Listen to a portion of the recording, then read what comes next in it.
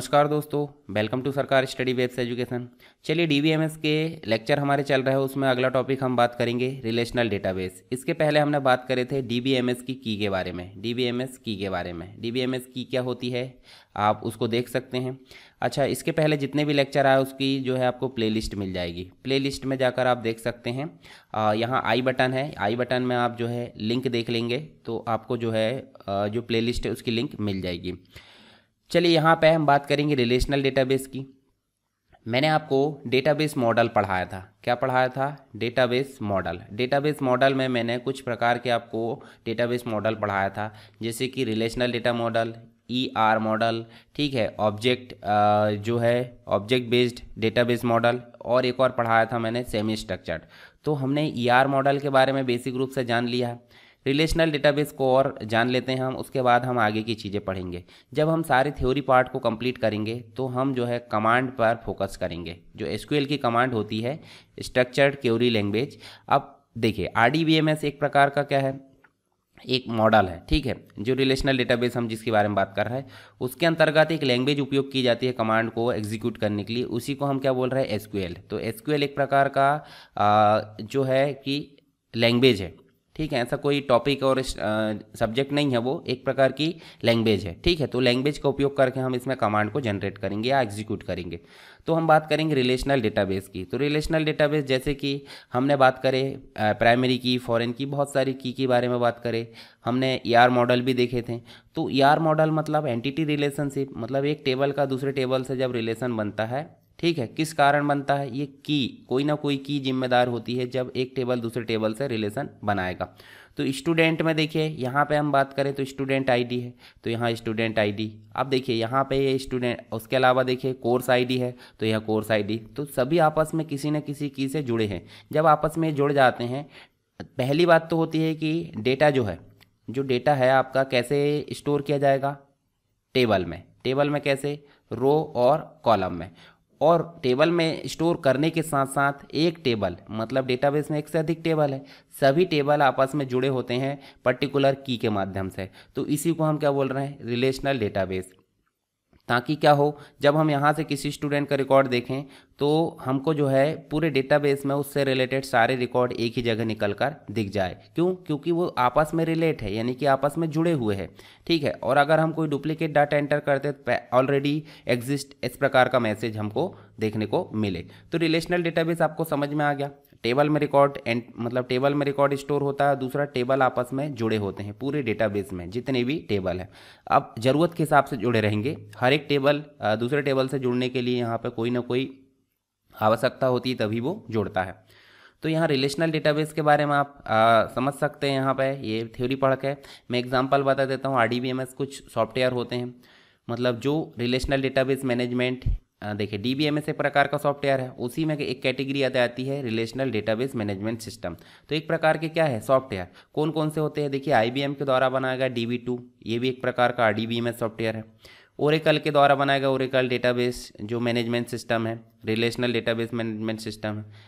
देखिए MySQL आप देख सकते हैं, SQL सर्वर यूज़ होता था, पर अभी जो है ज़्यादातर ऑनलाइन में MySQL। तो MySQL के अंतर्गत ही यहाँ देखेंगे कमांड जनरेट करना, और लैंग्वेज कौन सी यूज़ करेंगे, SQL।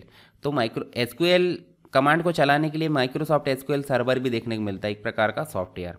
एक है पोस्टग्री SQL, ये भी आपको देखने को मिलता है, इसमें भी SQL कमांड को जनरेट कर सकते हैं, एग्जीक्यूट कर सकते हैं। तो ये सब कैसे है, ये सब जो है आपके RDBMS सॉफ्टवेयर है। कैसे है, RDBMS सॉफ्टवेयर है। चलिए हिस्ट्री की अगर बात करें तो देखिए 1970 के दशक में अस्तित्व में आ गया था, और देखिए यहाँ पे इन्होंने जो है डिज़ाइन किया था टी कोड। कोड के नियम आपने सुना होगा DBMS के, आगे हम देख लेंगे कोड के नियम DBMS के, ठीक। इन्होंने पहला RDBMS डिज़ाइन किया था। 1980 के दशक तक RDBMS बहुत ही अधिक लोकप्रिय हो गया था, ठीक है। तो यहाँ हम बात कर सकते हैं बेसिक रूप से, और इसके कुछ कंपोनेंट्स होते हैं, जैसे कि RDBMS में मुख्य रूप से टेबल होता है, टेबल के अंदर रो और कॉलम होती है। रो को हम बोलते हैं टपल, ठीक है, जिसे हम रिकॉर्ड भी बोल सकते हैं, और कॉलम को हम बोलते हैं एट्रीब्यूट, ठीक है।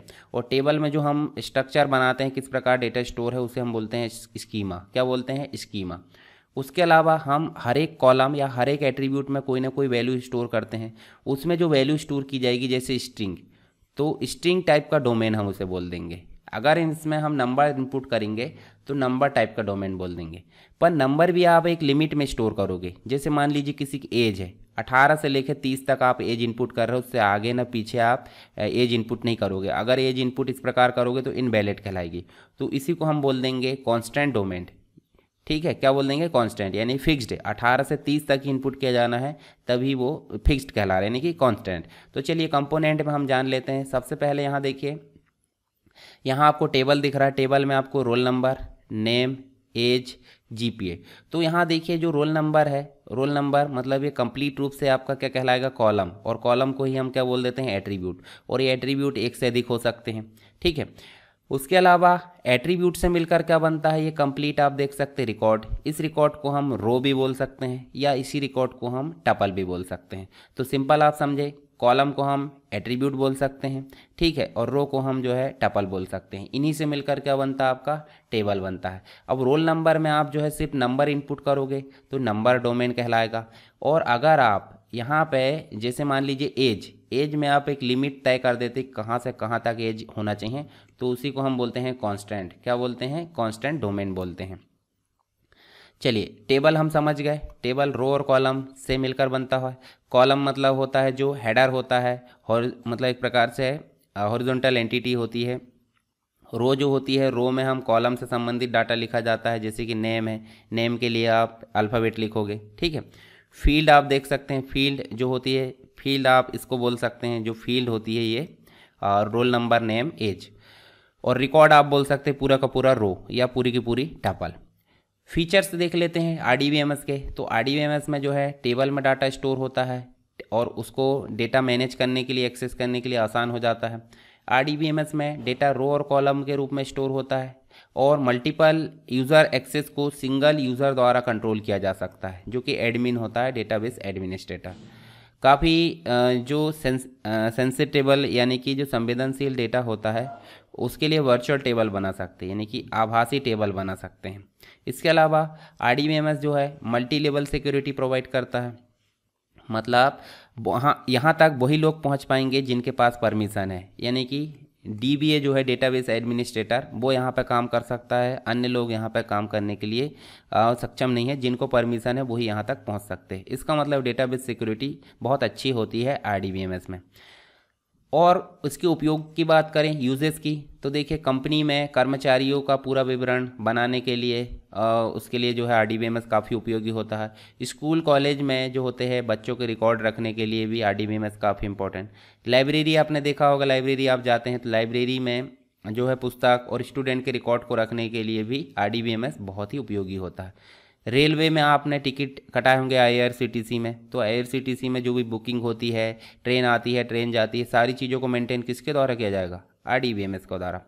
बैंकिंग के क्षेत्र में आप देखे होंगे तो बैंक में जो आपके मतलब जो कैंडिडेट होता है, कस्टमर होता है, उसके रिकॉर्ड को मेंटेन करने के लिए, दिन प्रतिदिन के ट्रांजैक्शन को मेंटेन करने के लिए जो है बैंकिंग क्षेत्र में आरडीबीएमएस काफ़ी उपयोगी होता है।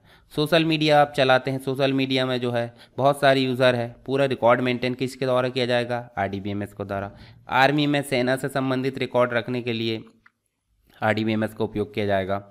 ऑनलाइन शॉपिंग आप करते हैं तो उसमें भी आपको इसी प्रकार की चीज़ें, और इसके अलावा भी बहुत सारे उपयोग देखने को मिलते हैं, और हम इनको जो है गिन नहीं सकते हैं। ठीक है, कुछ अंतर देख लेते हैं। जो डीबीएमएस उपयोग होता था और अभी क्या उपयोग कर रहे हैं हम? आरडीबीएमएस। तो डीबीएमएस मतलब डेटाबेस मैनेजमेंट सिस्टम, आरडीबीएमएस मतलब relational database management system. DBMS में जो है एक ही यूज़र काम कर सकता है, जबकि आरडीबीएमएस में मल्टीपल यूज़र काम कर सकते हैं। डीबीएमएस में डेटा फाइल के रूप में रखा जाता था, पर आरडीबीएमएस में डेटा टेबल के रूप में रखा जाता है। डीबीएमएस को आरडीबीएमएस की तुलना में कम सॉफ्टवेयर रिक्वायरमेंट की ज़रूरत होती है, यानी कि लो क्वालिटी के जो सिस्टम होते हैं उनमें ये चल सकता है। पर आरडीबीएमएस जो होता है आपका हाई कॉन्फ़िगरेशन मांगता है सिस्टम में। डीबीएमएस थोड़ी मात्रा में डेटा का प्रबंधन कर सकता है, यानी डेटा को मैनेज कर सकता है, और आरडीबीएमएस जो है अब बड़ी मात्रा में डेटा को मैनेज कर सकता है। डीबीएमएस में हायरार्चिकल रूप में डेटा स्टोर होता है, और आरडीबीएमएस में टेबल के फॉर्म में, टेबुलेटेड फॉर्म में डेटा स्टोर किया जाता है। दोनों में आपको अंतर समझ में आ गया। अब बात करते हैं डोमेन कांस्टेंट। हमने टपल और जो एट्रीब्यूट है सारी चीज़ देख लिए। डोमेन कांस्टेंट मैंने बताया था, डोमेन मतलब होता है जैसे आईडी में आप जो है नंबर इनपुट करोगे तो डोमेन है, कौन सा, नंबर डोमेन। यहाँ आप अल्फ़ाबेट इनपुट करोगे तो अल्फ़ाबेट डोमेन है। पर आप एज में नंबर तो इनपुट कर रहे हैं, पर उसमें एक लिमिट तय कर दी है कि 18 से लेकर 30 तक ही आप वैल्यू इनपुट करोगे और ओनली कौन सी रहेगी, नंबर।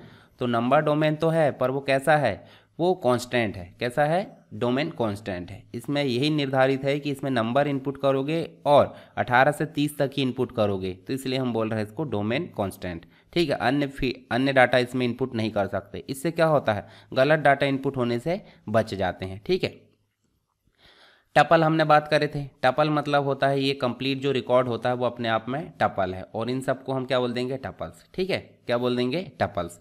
तो रो को हम या रिकॉर्ड को हम क्या बोलते हैं, टपल्स। और जो ये वाले होते हैं इनको हम क्या बोलते हैं, एट्रीब्यूट, या इनको हम कॉलम भी बोल सकते हैं। ये अपने आप में रोल नंबर, नेम, एज, ये फील्ड है। ठीक है, एक और चीज़ होती है रिलेशनल अलजेब्रा। अब देखिए, जब हम डेटाबेस में काम करेंगे तो हम क्या चलाएंगे, एसक्यूएल। क्या चलाएंगे, एसक्यूएल। एसक्यूएल के अंतर्गत बहुत सारी क्वेरीज हम चलाएंगे, बहुत सारी कमांड चलाएंगे। तो डेटाबेस को मैनिपुलेट करने के लिए जो भी कमांड और जो भी ऑपरेशन हम करते हैं, इंसर्ट है, क्या करेंगे, इंसर्ट, अपडेट, डिलीट, उसके अलावा हम सेलेक्ट यानी कि देखने के लिए, तो ये सब ऑपरेशन हम चलाते हैं। इन ऑपरेशन को ही हम क्या बोलेंगे, रिलेशनल अलजेब्रा। अब रिलेशनल क्यों बोल रहे हैं, क्योंकि हम बात कर रहे हैं आरडीबीएमएस की। किसकी बात कर रहे हैं, किसकी बात कर रहे हैं, आरडीबीएमएस की। तो आरडीबीएमएस में जितने भी ऑपरेशन चलाए जाएंगे डेटाबेस को मैनिपुलेट करने के लिए, उन्हीं को हम क्या बोल रहे हैं, रिलेशनल अलजेब्रा। तो ये बेसिक कॉन्सेप्ट मैंने बताया आपको रिलेशनल डेटाबेस मैनेजमेंट सिस्टम का। आई होप आपको समझ में आया होगा। फिर भी अगर कोई डाउट है तो आप मुझे कमेंट बॉक्स में बता सकते हैं। तो यहाँ पे आप टेलीग्राम चैनल ज्वाइन कर लीजिए, यहाँ पे आपको पीडीएफ मिलती रहेगी। और सरकार स्टडी वेब्स जो एजुकेशन यूट्यूब चैनल है उसको आप सब्सक्राइब करें। इसी प्रकार से आपको बहुत सारी चीज़ें यहाँ पर देखने को मिलेगी, जो प्रोग्रामिंग है और कंप्यूटर से रिलेटेड, बेसिक से रिलेटेड बहुत सारे वीडियोस आपको यहाँ पे मिलेंगे। तो इसको आप सब्सक्राइब कर लीजिए और अपने दोस्तों के साथ शेयर कीजिए। तो चलिए मिलते हैं नेक्स्ट वीडियो में, तब तक के लिए जय हिंद।